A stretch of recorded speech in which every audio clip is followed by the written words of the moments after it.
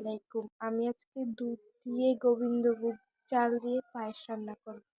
দুধটাকে ভালোভাবে জাল দিয়ে নেব। দুধটা বলক আসলে তারপর আমি খালগোটা দিয়ে বলক আসা পর্যন্ত আমি দুধটাকে ভালোভাবে নেড়িয়ে নিব। আমাদের দুধ কিন্তু বলক এসে পড়েছে। 4-5টা গোটা দিয়ে দেব, সামান্য লবণ দিয়ে দেব, 1.5 চামচ চিনি দিয়ে ভালোভাবে নেড়িয়ে নেব। তারপরে ভালোভাবে নেড়িয়ে নেব। আমি সামান্য ঘি দিয়ে দেব,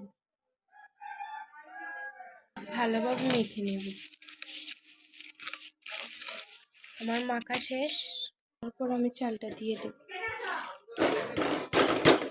আমি ভালোভাবে নেড়িয়ে নেব। ছোট্ট একটা ঢাকনা দিয়ে ঢাকনাটা তুলিয়ে নেব। আবার ভালোভাবে নাড়তে থাকবো। পায়েস কিন্তু হয়ে গিয়েছে, দেখুন।